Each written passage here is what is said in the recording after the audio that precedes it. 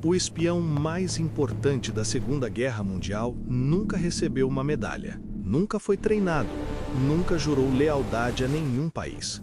Porque quando a guerra começou, ele já estava morto. E a pergunta que eu quero que você pense antes de continuar assistindo é a seguinte: se um cadáver pode mudar o rumo de uma guerra mundial, o que isso diz sobre os vivos que estavam tentando fazer a mesma coisa? Estamos em 1943. A Segunda Guerra Mundial está no seu momento mais crítico. Os aliados precisam invadir a Europa para derrotar Hitler de vez. Mas tem um problema gigantesco. Para chegar na Europa, eles precisam atravessar o Mar Mediterrâneo. E o único jeito de fazer isso é invadir algum país que faça fronteira com ele. Os candidatos óbvios são dois: a Grécia ou a Sicília, na Itália. Hitler sabia disso. Seus generais sabiam disso. E eles tinham transformado a Sicília numa fortaleza. Se os aliados tentassem invadir por lá, seria uma carnificina. Centenas de milhares de soldados morreriam na praia antes de chegar em terra firme. Alguém precisava fazer Hitler acreditar que o ataque ia vir de outro lugar. Mas como você engana o homem mais paranoico e mais bem informado do mundo? Dois agentes britânicos tinham uma ideia, e ela era tão absurda que quase ninguém acreditou quando ouviram pela primeira vez. Charles Cholmondeley, 20 e poucos anos, oficial da inteligência britânica, o tipo de cara que parecia mais um contador do que um espião, era ele quem tinha tido a ideia original. Seu parceiro era Ewan Montague, advogado brilhante, reservista da Marinha, homem que entendia como os alemães pensavam. Mas o terceiro personagem dessa história, o mais importante de todos, era um homem chamado Glyndwr Michael, um galês de 34 anos, sem família, sem emprego, sem ninguém no mundo. Glyndwr tinha morrido sozinho num necrotério de Londres depois de ingerir veneno de rato por acidente. Ninguém tinha reclamado o corpo. E foi exatamente por isso que Cholmondeley e Montague foram até aquela gaveta, olharam para aquele homem que o mundo tinha esquecido e decidiram que ele ia salvar milhões de vidas. O plano era o seguinte, e prepara porque isso parece coisa de filme de humor, mas é 100% real. Eles iam vestir o cadáver de Glyndwr com o uniforme de oficial da Marinha Real Britânica. Iam criar uma identidade falsa completa. Nome, posto, histórico, até uma namorada fictícia com cartas de amor no bolso. Iam colocar na pasta dele documentos militares altamente confidenciais, completamente falsos, indicando que os aliados planejavam invadir a Grécia e a Sardenha, não a Sicília. E iam soltar esse corpo no mar perto da Espanha, sabendo que os espiões nazistas iam encontrá-lo, fotografar os documentos e mandar direto para Hitler. Simples assim, mas o diabo está nos detalhes, e cada detalhe tinha que ser perfeito. O corpo precisava parecer afogado, não envenenado. O uniforme precisava ter os emblemas certos. As cartas de amor precisavam ter manchas de impressão digital. Eles passaram meses construindo a vida de um homem que nunca existiu.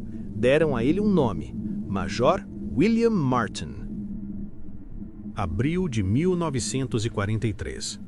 O submarino HMS Seraph recebe uma carga estranha num caixote refrigerado. Na noite de 30 de abril, a 1.600 metros da costa espanhola, o comandante ordena que o caixote seja aberto. Dentro estava o Major William Martin, com sua pasta, seus documentos, seu anel de noivado, sua vida inteira fabricada. Os marinheiros rezaram e o corpo foi colocado no mar. Um pescador espanhol o encontrou 2 dias depois. Os agentes nazistas foram acionados. O agente Adolf Klaus fotografou cada página dos documentos. E em Berlim, chegaram direto na mesa de Hitler. Hitler não só acreditou, Hitler ficou obcecado. Ele chamou seus generais e disse: "Isso é documentado, isso foi dito de verdade. Os documentos são autênticos." Mandou Rommel, o Raposa do Deserto, seu general mais brilhante, para a Grécia. Mandou divisões de panzers para a Sardenha. Reforçou cada ponto de defesa longe da Sicília. E quando os aliados invadiram a Sicília com 160 mil soldados, encontraram resistência tão fraca que alguns generais acharam que era armadilha. Não era. Era o Major William Martin fazendo o trabalho de um exército inteiro. A campanha, que deveria durar meses, durou 38 dias. Estima-se que a Operação Carne Picada salvou entre 40 mil e 100 mil vidas aliadas. Tudo por causa de um homem que morreu sozinho, esquecido, sem nome e sem propósito. Glyndŵr Michael ficou enterrado num cemitério espanhol por décadas com um nome que não era o seu. Só em 1996, mais de 50 anos depois, o governo britânico finalmente revelou quem ele era de verdade. E numa cerimônia simples, numa cidade do país de Gales que quase ninguém conhece, colocaram uma placa com o nome verdadeiro dele, Glyndŵr Michael. Serviu seu país como o Major William Martin. Que ele descanse em paz no segredo que ele guardou tão bem.